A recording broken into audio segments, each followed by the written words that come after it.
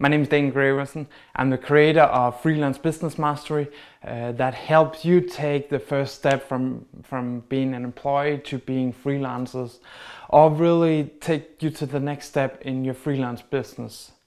Go to the FreelanceBusinessMastery.com and download my checklist for how to run the perfect business for freelance in the IT world.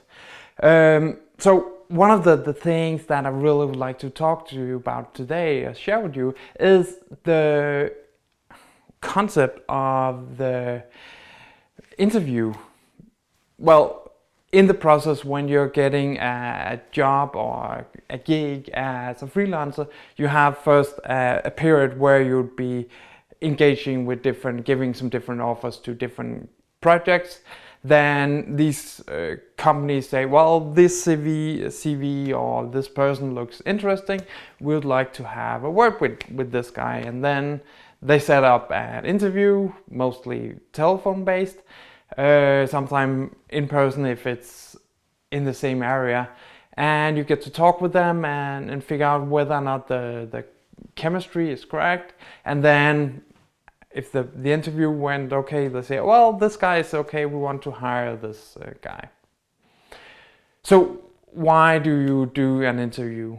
Well, you do interview the same reason you do an interview when you're dealing with hiring a person into your organization.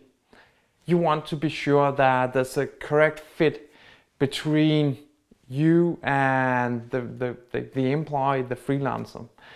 And well, the best way to do this is, well, you can look at a CV. It tells you some information. Well, I've done these kind of things and it's okay, but you cannot get the gist of it and really figure out how this all works together. Sometimes you can get an impression on, but not always. I've done some interviews also to figure out some of my employees, how freelancer, what should they be doing, is the correct fit, and done a lot of effort and really research how you do this correctly. And well, maybe it's because I'm a technical person, but maybe it's just because it's difficult to judge someone based on the telephone interview. So I find it difficult to use the interview as a source for really figuring out whether or not a person is good enough. For freelancers, you of course have the idea that, well, if this does not work out, then we can always find another person, or we just have him for a month. If it doesn't work out, well, we can skip him off and find someone else. No big issue. Well, you do tie up a month worth of investment and energy in this person, but it's not more than that. So there's some different areas that you need to focus on in these interviews. First up, well, it's about getting information about, does this person know what we're talking about? Can we use the person to really help solve our issues and problems? And do they know their stuff? One of the things I really find difficult is, how do we say, well, I know this topic this well. In a recent one, I was doing work on the Swift interfaces back into the banks and how you can communicate directly with a lot of banks. And well, we've been using some technology of it, but does this translate to the way that this new company wants to be using the Swift network? And it's in that perspective, it's really difficult. Well, I can say, well, I know this technology really well, but if I'm the interviewee or the company owner or whatever it is, the project manager, then how do I translate this, that the freelancer is a subject matter person, into something that may be applied to our stuff I think, well, the only thing you can say, well, it seemed like you know this topic, but and there's many parallels to the topic, the way we want to have this done. So maybe he's a good fit. That's what I think is really a big issue, and then, well, you have to judge yourself on a scale on 1 to 10. How good are you working with SAP process integration that I'm currently working with? It's like, I guess I'm a 10, but you may be able to find someone that's better than me. Hopefully not, but well, if you're a freelancer, you have to be in the top class or in the top 10% before it even makes sense to be a freelancer. So in that perspective, there's a lot of issues you need to consider when working at a freelance. And these interviews, you need to be there as an expert, and well, even though they have this problem they want to have solved, and you know how to solve this problem, you need to find a way to draw all the lines. Well, you have this issue, and it may not be what I've done here, but up here I've done in another project, I've done something that could relate to this kind of things. I've done some work with, maybe for instance in my Swift work, I've done some work with certificates in different ways, or I've worked with different kind of developments that may translate into what you want to have done for this.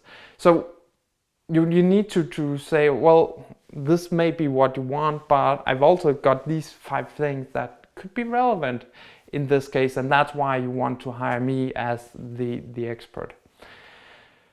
Then, even though they are supposed to be the one that interviews you as a freelancer, you also have to be really there to interview them, because, well, you're also going to devote some of your time for this project, and maybe you want to be sure it's the correct project, that's something where you can excel and really feel fulfilled in. And in that perspective, you want to be sure that, well, you work with the chemistry. So you need also to be asking the the company interview persons, well, how does this work? How do you see these things? What kind of work will I be doing? How is things going to be? What's the normal meeting procedures and stuff like that? In order for you to get information about how things work. And